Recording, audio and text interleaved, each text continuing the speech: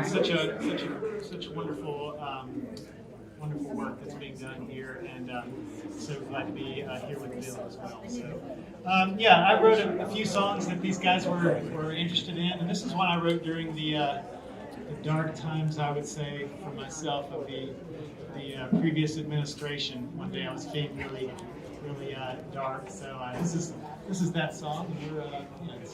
It's called "Looking Out for You and Me."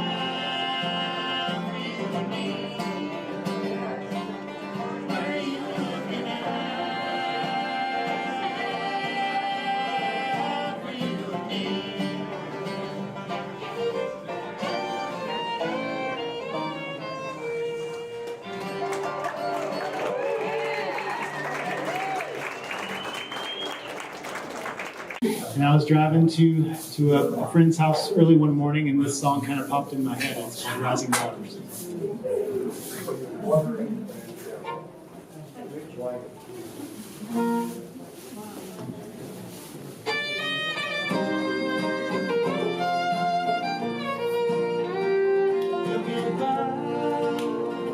So will we.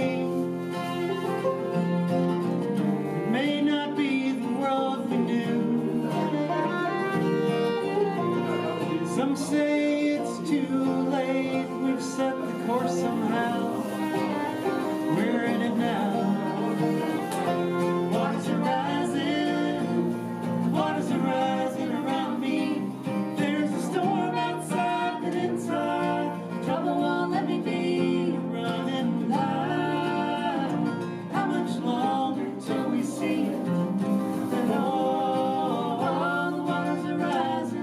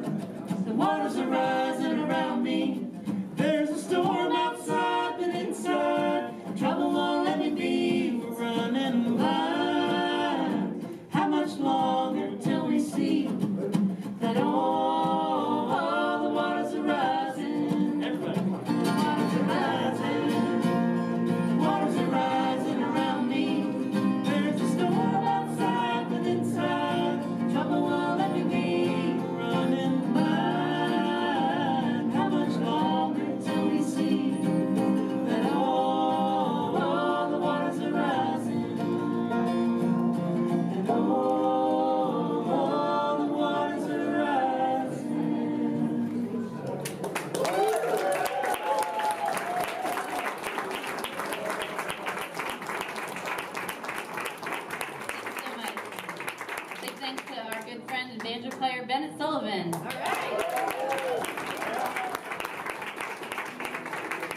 We're very honored to be a part of this event. Thanks so much, Bill, for being here. Thanks for coming to Asheville. We'll do one more here. We'll do the one that got Lauren hooked on us, I guess. This is one, it's about the polarization in this country. Issues like climate change and, protecting our environment that we all share. Every one of us. I don't understand. I've never understood how that is a partisan issue. I don't understand how you can be over here, and not care about drinking water and air and things like that. And I don't know, I was feeling really upset the day I wrote this as well. Anger, and I have anger issues. Italian since I do. This is a song about trying to come together, and it's called Where Do You Stand?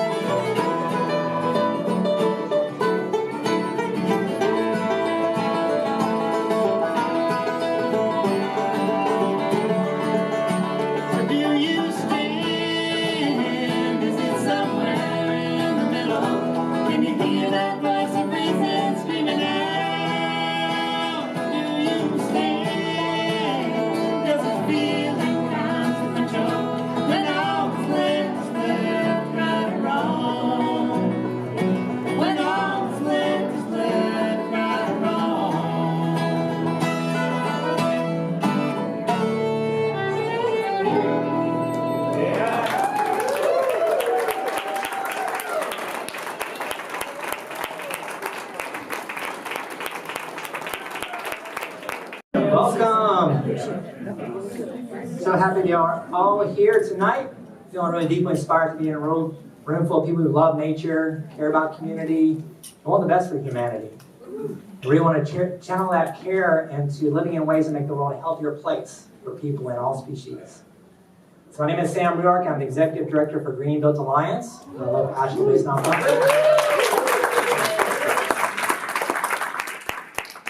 Our team at Greenbelt Alliance is dedicated to advancing sustainable living, green building, and climate justice through inspired action, community education, and collaborative partnerships in Western North Carolina and beyond. We strive for bold action for a livable planet. Your attendance tonight helps us serve our community through a lot of different ways. One is through our Energy Savers Network program, which provides energy efficiency upgrades for low-income houses. We've done over 850 of those in the past 5 years. This also helps. These are some of the families that live in homes and mobile homes that have the highest energy burden. So every dollar we save with them really helps them and their families. We also, your attendance tonight helps support our Neighbor program, which is installing solar panels on homes that typically have been left out of the clean energy movement, lowering our community's carbon footprint one home at a time. This event also supports the Blue Horizons Project, which is setting the course for clean energy in our community and helping anyone in this county find resources they need to save money and energy. And through Greenbelt Homes, which provides certification for homes that protect the land, conserve water and energy, are non-toxic, and use renewable materials. And through Appalachian Offsets, our local carbon offset program that funds clean energy projects and upgrades for local schools and nonprofits. Like the Isaac Dixon Elementary School, we funded that 350 kilowatt system, and we're in the process of funding the United Way project on South Prince Broad right now.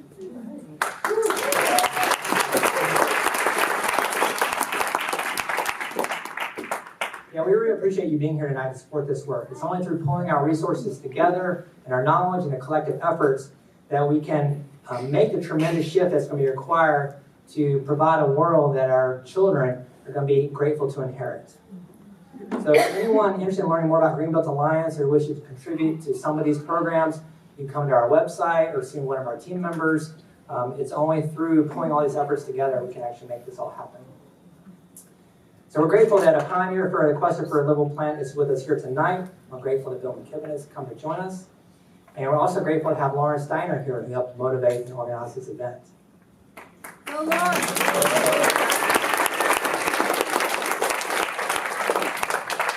So I'll give a little brief intro to Lauren, and then she'll take it away to ask Bill some fascinating questions.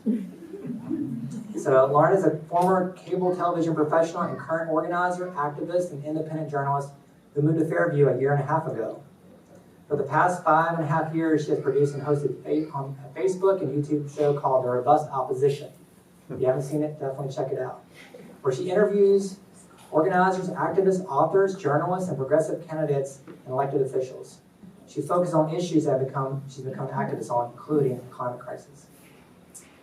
Having interviewed Mr. McKibben twice, she contacted him when she found out that he was coming to the keynote of the Asheville Ideas Festival earlier today, and asked him if he would be so kind as to do one more event in Asheville to benefit our neighbor-to-neighbor low-income solar program. And he graciously said yes. So without further ado, please welcome Lauren Steiner, who will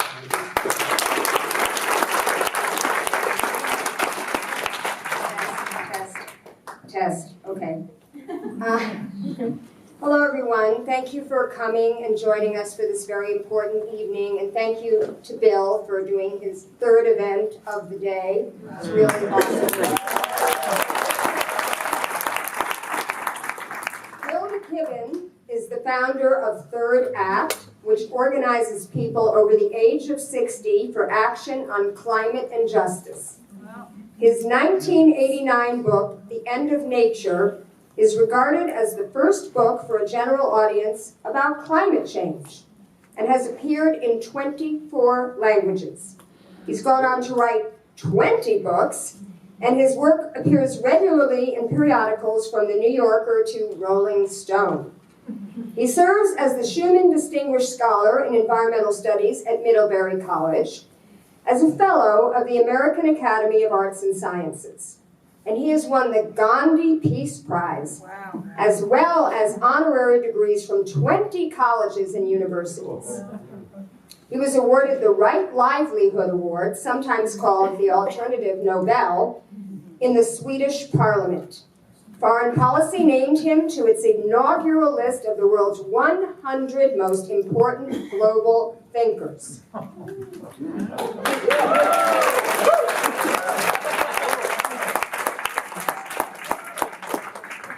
Bill helped found 350.org, the first global grassroots climate campaign which has organized protests on every continent, including Antarctica, for climate action. He played a leading role in launching the opposition to big oil pipeline projects like Keystone XL and the fossil fuel divestment campaign, which I'm still trying to get my university, Wesleyan University, to do. Which has become the biggest anti-corporate campaign in history, with endowments worth more than $40 trillion stepping back from oil, gas, and coal. He stepped down as board chair of 350 in 2015 and left the board and stepped down from his volunteer role as senior advisor in 2020, accepting emeritus status. He lives in the mountains above Lake Champlain with his wife, the writer Sue Halpern, where he spends as much time as possible outdoors. In 2014, biologists credited his career by naming a new species of woodland gnat. I'm going to pronounce this wrong, Megophalmedia McKibbeni, in his honor. I first learned of Bill when I read his first book, The End of Nature, which came out in 1989. It was when I first learned of the phenomenon of global warming, which he called the greenhouse effect.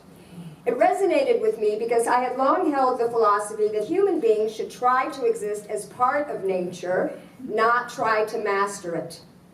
And that our reason, which we learned to use in the Enlightenment, had been both a blessing and a curse. In searching for the most impactful paragraph from that book, I found this one in the last chapter, and this is what I want to ask my first question about. Quote, "But this could be the epoch when people decide at least to go no farther down the path we've been following. When we make not only the necessary technological adjustments to preserve the world from overheating, but also the necessary mental adjustments to ensure that we'll never again put our good ahead of everything else's. This is the path I choose, for it offers at least a shred of hope for a living, eternal, meaningful world. Should we so choose, we could exercise our reason to do what no other animal can do. We could limit ourselves voluntarily. Choose to remain God's creatures instead of making ourselves gods." That was written 33 years ago. Bill, have you seen that there's been any progress in either the technological adjustments or maybe more importantly, the mental adjustments necessary to keep the world from overheating? Well, so first of all, let me just say, take a breath first before I ask some deep questions. So, let me first just say what a pleasure it is to get to be here with you all. Can't hear you. I'm sorry. Hand him the microphone. I turned on my microphone. Is it not microphoning? It's only you might just want to move it up a little bit. Move it up a little bit. Is that any better? I think so. Yeah. Yeah. If I knock it with my finger, it works. But Oh, yeah, now it's closer. we'll get it closer to my gullet there. Okay. Maybe that'll help a little bit? Yeah, that's Okay. good. So first of all, what a pleasure to be here. I may not be at my absolute best because due to the America's transportation system, I arrived at 3:30 in the morning this morning. And I've been talking all day, but it's a real pleasure to be here and a real pleasure to get to help raise a little money for the Green Build Alliance. I'll be look forward to signing some books to help raise them a little money and stuff, but mostly just to be able to say extraordinary thanks to everybody here because Asheville is one of those, one of those 9 or 10 spots around the country on my kind of mental map that it's necessary for, that I just rely on knowing that there's good people doing good and important things. And so it's good to check in every few years and make sure that that's still true. And I'm glad to see that it is. And if I could have one point of personal privilege too, it would just be to say it's really fun for me to see Dana Smith here. I don't know how many of y'all are aware of all the work at the Dogwood Alliance, but there's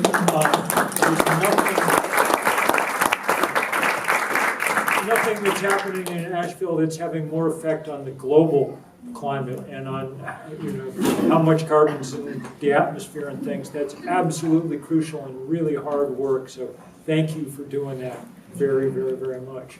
So, yeah, look, technologically, we're in a better place than we were 30 years ago. We know exactly what we need to be doing now. Scientists done a hell of a job. We've, in the last 10 years, dropped the price of solar power and wind power 90%, and the batteries to store it when the sun goes down or the wind stops blowing. This is now the cheapest power on planet Earth. And that's, that's incredible to think about. You don't really sense it that much always when you're, here where we are, because, we're used to power and the fact that it's coming from the sun, you don't hardly even notice necessarily. But when you're out in parts of the world that have never had power, again, no one, and we're never going to under current arrangements, but suddenly solar power got cheap enough. I was telling the story earlier today at the university of being in Africa doing some reporting for the New Yorker on very, very remote parts of Ghana and Ivory Coast, where they just had managed to turn on power from the day before, in this one village I was in, from a little array of 40 solar panels. And so I was sitting there in the, with the elders in the village, and it was extremely hot, because it's always extremely hot in Ghana, and they kept passing me bottles of cold water to drink, for which I was grateful, because I come from Vermont. The heat does not agree with me, but it took me 20 minutes in my clueless Western way to realize the reason they were so proud to be passing me all these bottles of cold water was until the day before there'd never been a refrigerator in this place. They never really had anything cold, and now they did. And the fact that you could get that the easiest way to get power on Earth is now to just point a sheet of glass at the sun that's Hogwarts scale magic that we're talking about, and incredibly beautiful to see. And what it means is that if we wanted to, I wrote a piece for the New Yorker earlier this year saying, look, we could basically end the 200,000-year human hobby of setting things on fire. That's what we've been doing since we sort of emerged as a species, and it served us well. We cooked food and got nice big brains as a result, and we had campfires and all learned to hang out together and develop into a social species. And then came the Industrial Revolution, and we built everything around us by burning coal and gas and oil. But it's not serving us well anymore, and we don't need it anymore.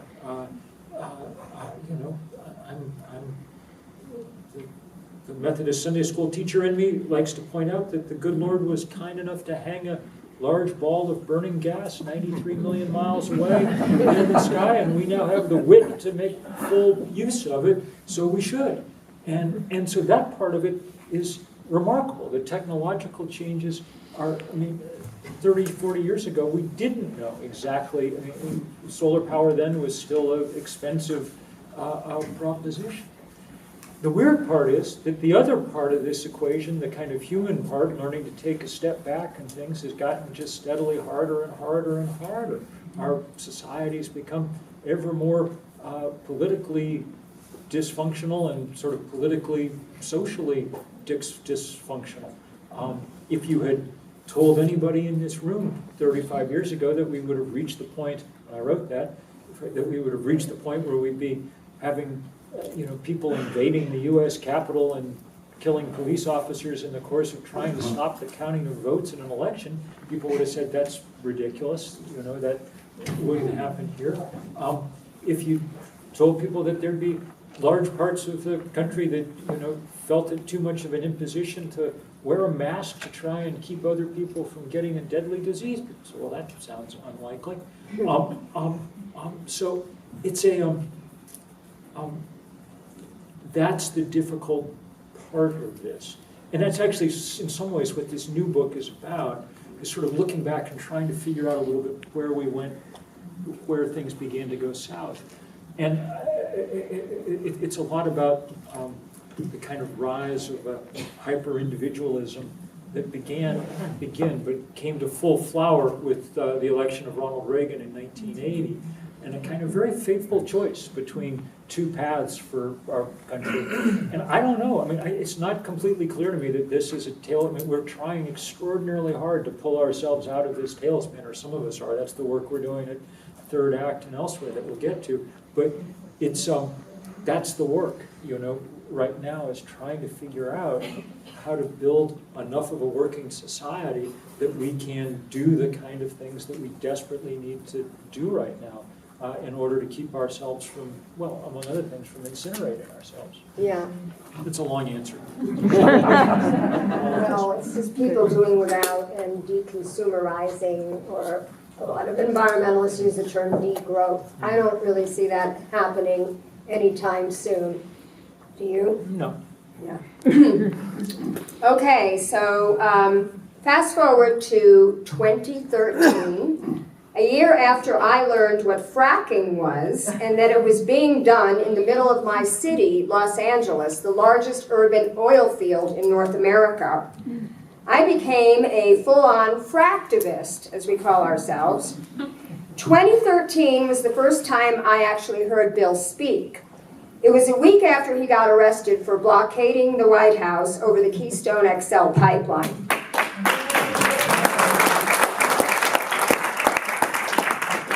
It was a freezing day in February in Washington, D.C., but there were 40,000 others of us gathered at the largest climate rally in U.S. history. I never shared this with you, Bill, but I was part of a small group that organized one of the 20 solidarity rallies that was in L.A. Oh, yes. We had 1,500 people at our rally, and after I was in person there in D.C., I went to where I was staying and watched my comrades in L.A. out there in T-shirts, and I was so jealous because I was wearing my Russian, full fur hat type of thing. So cold. You remember how cold that was. Anyway, right after that, we decided we did such a great job organizing this rally. We were going to form the Southern California Climate Action Coalition, which ultimately became a chapter of 350.org.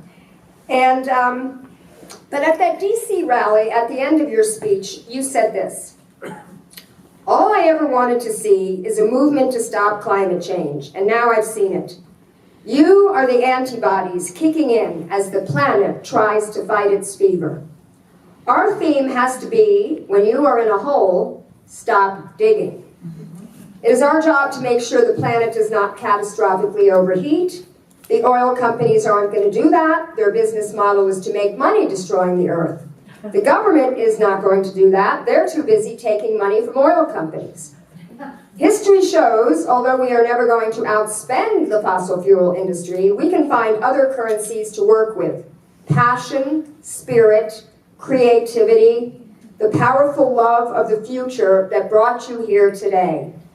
We can see all the generations to come, and so we know why we fight. We can see the beauty of the world we've been given, the cold of a winter day, the color on an autumn hillside. And so we know why we fight. We know our brothers and our sisters in the poorest parts of the world are suffering. I cannot promise you we're going to win, but I waited a quarter century since I wrote the first book about this stuff to see if we were going to fight. And today, at the biggest climate rally by far in U.S. history, today I know we're going to fight." Nearly a decade later, Bill, what is your assessment of the climate movement you helped build? Have we achieved significant victories? Do you see us beating this thing? So those are two different questions.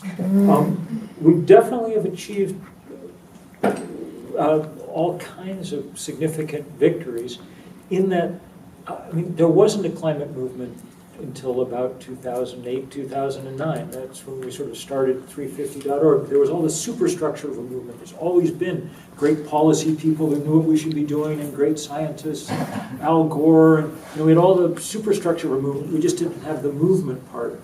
And that's what we started trying to fill in when we started 350.org, and we grew it around the world, organized 20,000 demonstrations in every country on earth except North Korea at this point. And so that's been and it's been fight after fight after fight. Keystone XL and fracking in place after place, and the Dakota Access Pipeline and divestment, and some of these we've had big wins, some we've lost. But the point of a movement at that scale, its real goal is to use that series of fights, each of them important on its own, to the bigger task of changing the zeitgeist, changing people's sense of what's normal and natural and obvious. And there we have powerfully succeeded. We've reached the point now where 70% of Americans say that climate change is a serious problem that needs strong action. And that's a remarkable, the movement didn't do it by itself. Mother Nature played her role too, and as enough forest fires and big storms and things, and who are you going to believe, Fox News or your own lying eyes, at a certain point. But that is a huge win. And in fact, it's brought us very close to actual important victories. Joe Biden became the first presidential candidate ever to fight an presidential election on climate change, because he had to. The Democratic primary, by the last time around, it was the #1 issue for voters, primary after primary. And so, he had to reach an agreement with Bernie and the Sunrise Movement and everybody else to make this a centerpiece of his campaign. And he was faithful to it. That Build Back Better bill is serious. Would be the first serious piece of climate legislation that Congress has ever passed. And we're within a vote of passing it, which is a big change from where we've been before. But, Joe Manchin. yeah, Joe Manchin took more money from the fossil fuel industry than anybody else in Washington. And it was money well spent by the Exxons of the world, because for a couple of $1 million in campaign donations, they're able to block hundreds of billions of dollars in desperately needed spending. So, there's some talk now that we'll get at least some of it, that Manchin is, ready to go again, but we've heard this now a number of times. So, I'm afraid that that no rest for the weary. The message is that we need to build these movements larger still, and because our political system and many other political systems around the world are so dysfunctional and so broken, the fact that 70% of people want action on climate change should be enough to generate action on climate change. And I have a bad feeling things may get worse before they get better. We also have to be really good about targeting there's 2 levers big enough to pull here that matter. One of them's marked politics, and the other one's marked money or finance.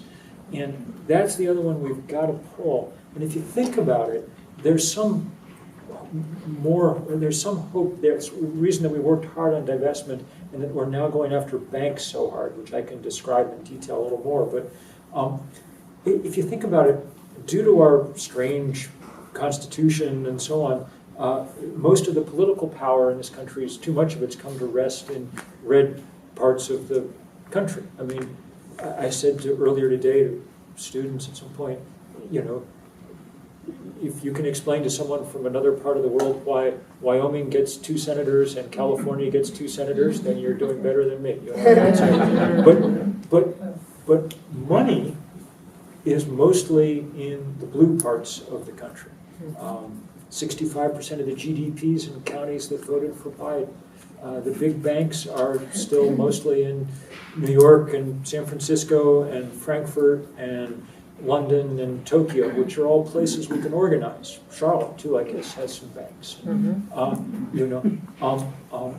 All places where we can organize and push, and we have to, and hard. So I wish that we were through the movement building part of this and we're able to just concentrate on executing the large-scale changes that need to happen, because there's an awful lot of execution of the kind of work that Greenbelt people do that needs to happen all over the country, but it can't happen at that scale and the pace that it needs to happen until we've managed to break the political power of the fossil fuel industry enough to get the money and the focus required to really move it at speed, I think.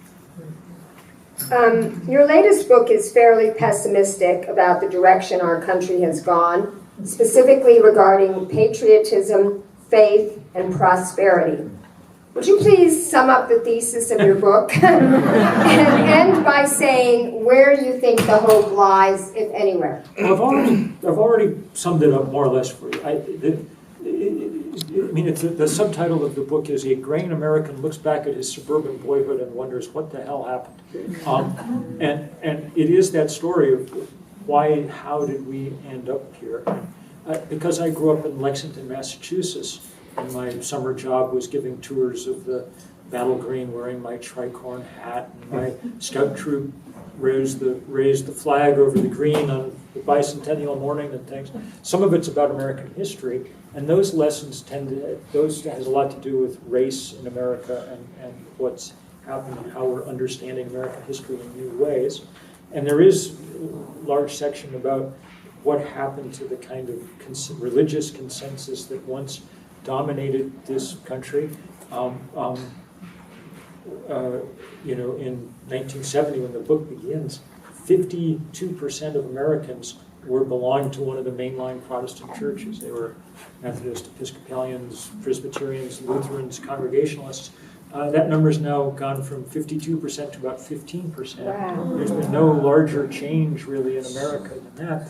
And again, as in our sort of political life, that flawed but real attempt at churches that saw themselves as parts of community that helped create and build community has been replaced by an evangelical Christianity that's mostly concerned in the same side of hyper-individualistic way with a kind of one-on-one relationship with a personal savior and so forth. And so I think those changes, but the one that most bears on what we're talking about here is just what happened with what seemed 50 years ago to be a kind of spreading modest prosperity in suburban America, and instead developed into the kind of cartoonish inequality that we've seen now in this country, and along the way managed to put the biggest pulse of carbon into the air that there's ever been and is ever going to be, even larger than the one that came from the industrialization of China, that came from building a nation built entirely around automobiles, and that's what really it was. So the interesting question for me, and maybe you'll get to this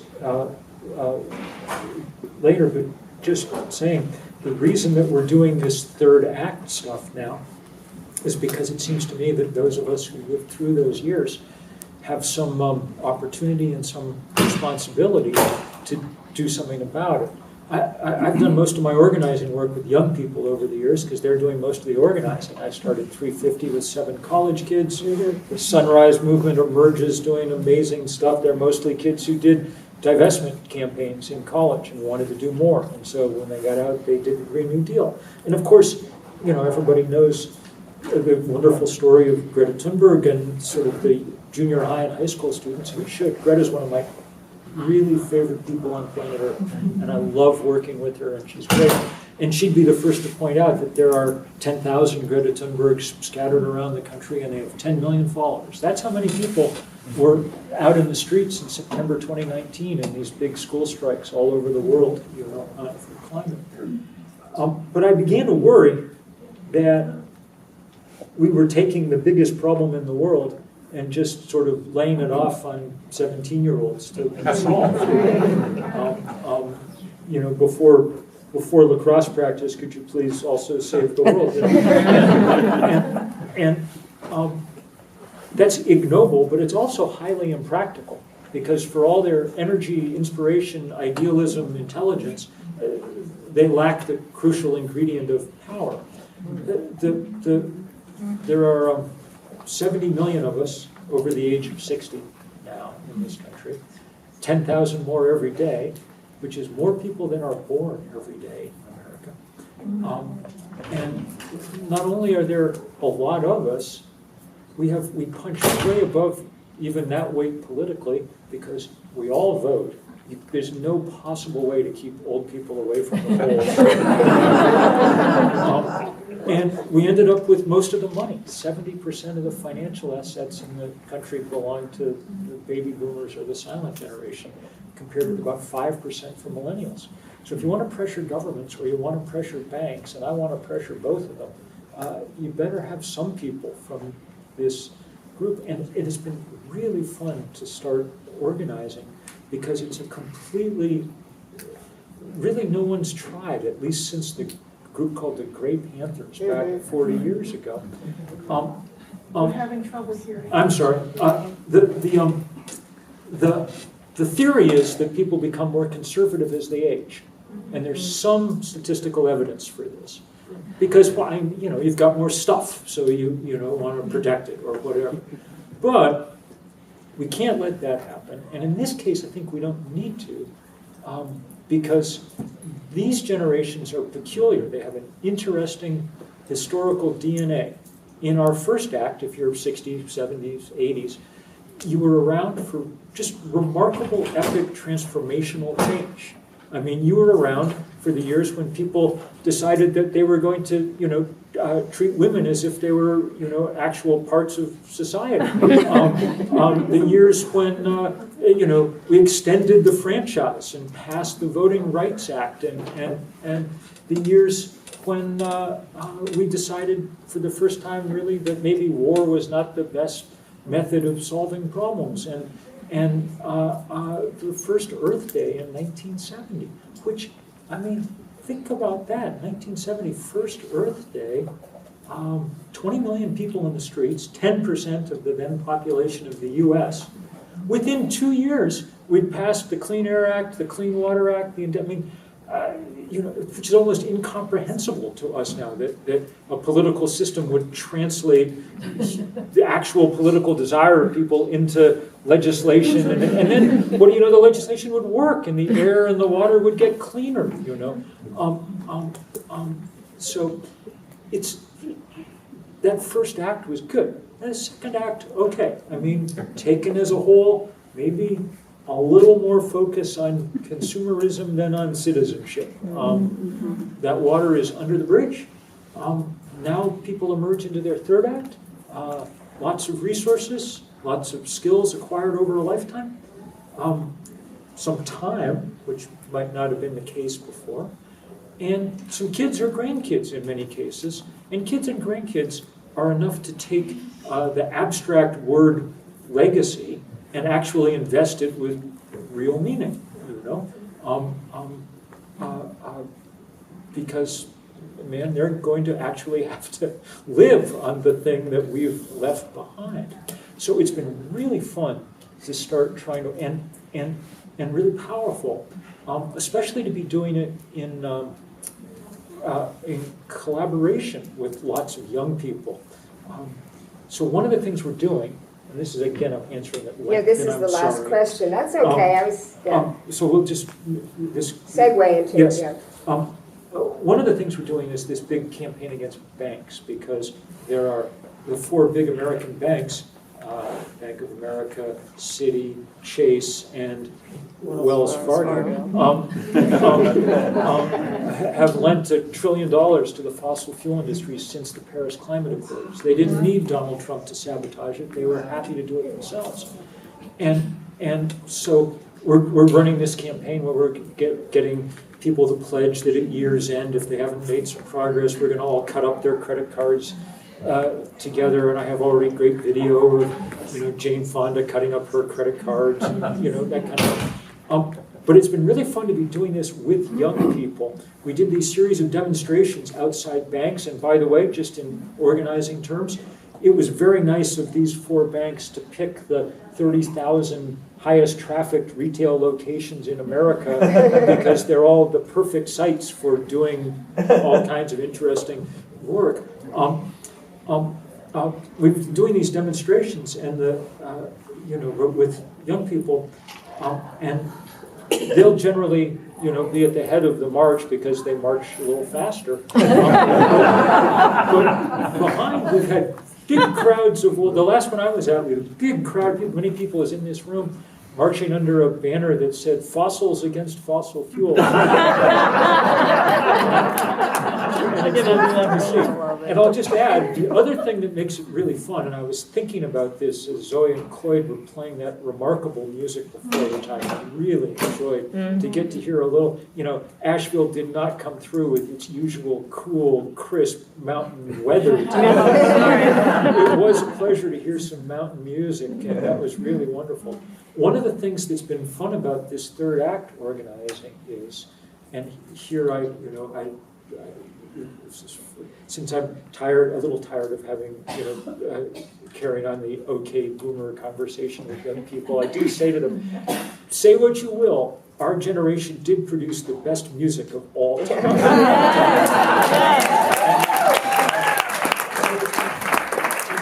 Tons of those people are still around, so it's been really fun to be working with Carole King and Bette Midler and Patti Smith and Neil Young and people to try and sort of be in the right spirit for doing all of this, because that's an important part of this work somehow, is to do it it works better when it's done in the right spirit. So if there's anybody in this room who happens to have crossed that 60-year barrier, come check this out at thirdact.org. It really has been good fun so far.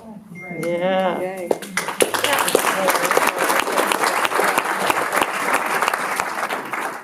really funny because I decided to move here maybe about 5 years ago, but I didn't really make the move until the pandemic. It was kind of a kick in the butt. And I kept telling everybody it was my third act. There you go.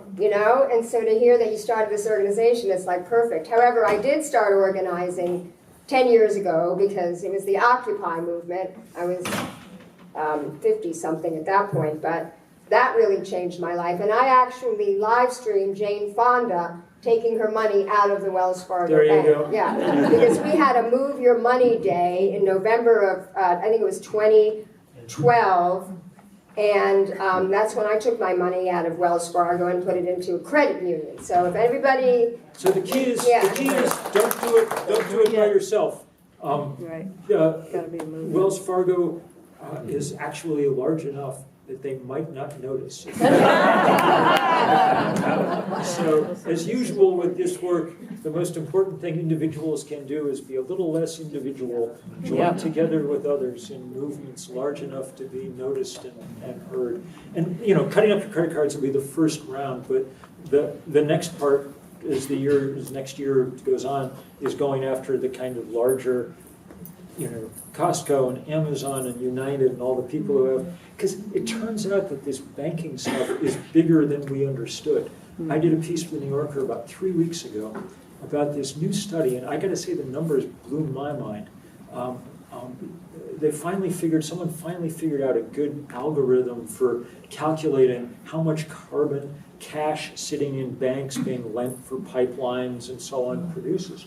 If you have $125,000 in the mainstream banking system in this country, it produces each year more carbon than the average American life does. All the cooking, heating, flying, driving, cooling, that's outweighed by the carbon impact of your money just sitting there without you thinking about it. So this is a really important leverage point. And if we can't get Congress to act, maybe we can pressure these guys to act. So, not easy. I mean, we're basically, when we talk about those banks, what we're talking about is the capital part of capitalism. Okay, so it's not like it's a cinch, but it's a fight worth having and pressure worth putting. So you're talking about we organize a group of people to commit to take our money out of one of these banks. We go and have a rally in which we do it, and we invite the press, and we make a big deal about it. Yeah, well, and in the meantime, before the end of the year, I mean, it's a good idea to have some presence out of these banks explaining to other people what's going on. I mean, they're a perfect place, and people have been doing weekly presences. I mean, but it's great because they're, these are the institutions, I mean, the suburbs are where political power resides in this country, and that's where the banks are, you know? And so it's a perfect place.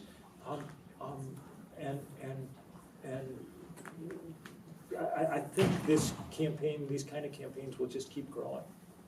All right, well, I'm going to commit to put a sign-up sheet outside, and if anybody is interested in getting involved with this, if I see enough significant interest, I will help organize this thing. There you go. Because I know how to do this. My last question before I open it up to the audience is about religion. So you heard Zoe and Cloyd sing about how we're so polarized in this country and asking if we can meet in the middle. While North Carolina is a purple state and Buncombe County is solidly Democratic, the rest of the counties here in western North Carolina are pretty conservative and also very religious. You teach Sunday school. How do you suggest we talk to those folks about the existential crisis that is climate change? I mean, if you have people who are who take the Bible seriously, it's not that hard. I mean, the very first page of the book, which is, I'm afraid, the page that's most likely to have been read by anyone, more than the other pages. The very first page of the book is just a description of God creating the earth and deciding it's a beautiful place and asking us to take care of it. That's our job, you know. Exercise dominion over this. We basically, you know, and a job at which we're signally failing. You know, we're like the bad.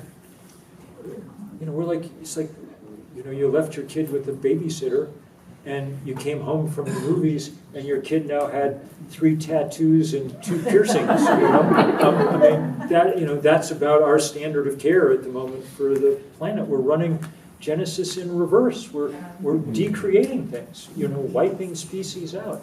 So that part shouldn't be impossible. And if people take the gospel seriously, I mean, they're just the chief command is just to love one's neighbor, but we're busily drowning our neighbors, you know, making it impossible for them to grow food, spreading disease stuff. So I think it's entirely possible to talk about these things in ways that, but one of the problems is that a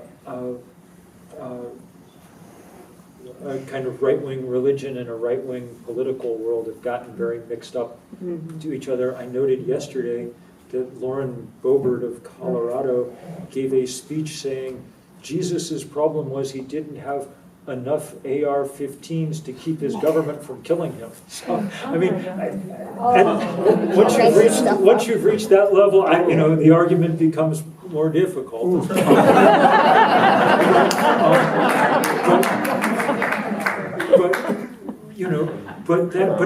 But it is a good place to be reaching out. And one of the things that's really interesting is that alongside Greta Thunberg, it's possible that the most effective environmentalist in the world right now is Pope Francis. And his encyclical, Laudato Si, is working its way down powerfully. It takes a while in the Catholic Church, a big institution, but it's working its way down through very powerfully into the interstices of that vast church, which represents 1/6 of the people on the planet or something. So there are plenty of resources to draw on, and there's great work being done in, you know, interfaith organizing around climate and things that can be helpful here. So, you know, the problem is, I had a plumber in Los Angeles who was an evangelical, and I used to argue with him all the time. He was a big Trump supporter, and I thought I had him one day. I came in with this quote from the Bible to explain to him how what Trump was doing was the exact opposite of that, and he said to me with a complete straight face and all seriousness, Trump's word is more than the Bible. Yeah, so that's what we're dealing with. But 2009, and we coordinated 5,200 demonstrations in 181 countries. And we didn't really have Facebook yet or things, but we did, the killer app was something called Flickr, so you could upload pictures all over the place.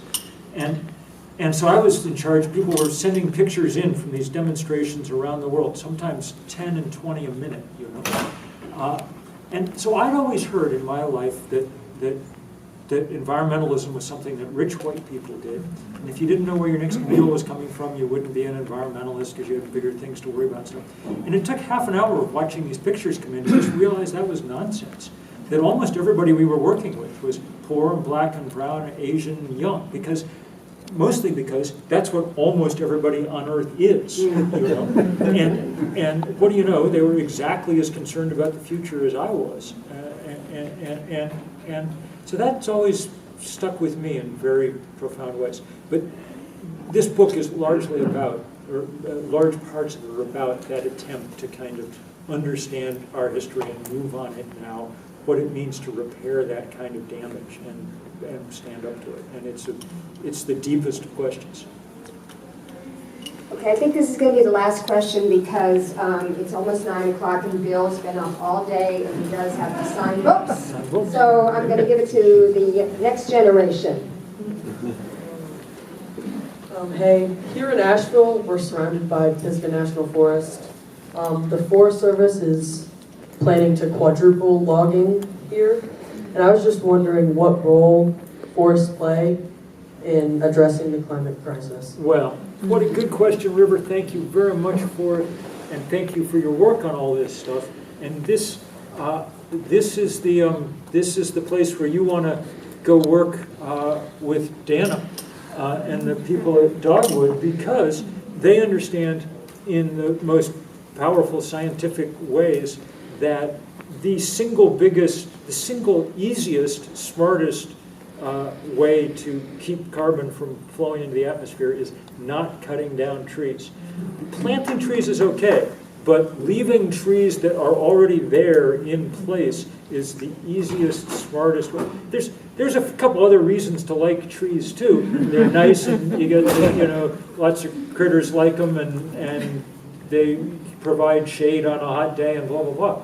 All good. I live my life in the middle of the Green Mountain National Forest, so I have a lot more trees for neighbors than people, and that's fine by me. But in carbon terms, they're just magic. And the idea that we're now building an industry that cuts them down to burn them for electricity is literally the stupidest possible way of going about things. And so make common cause with your neighbors there at the Dogwood Alliance to really stand up to that kind of stuff. And thank you very much for preserving the Pisgah and the Nantahala and everything else, because even those of us who aren't on them very often very much like the idea that they're there, and that this incredible biodiverse, rich, moist, lush forest that you all have, it's a really good thing just to know that it's there, sitting happily and quietly decade after decade. So many thanks for helping keep it that way, River. Good. And thanks all.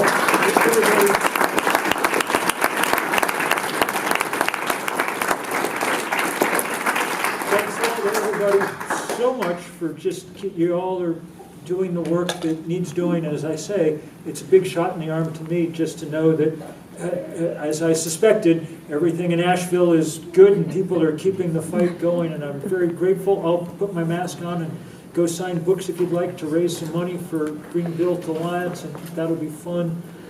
And I'll see you a few more years down the road. Many, many thanks.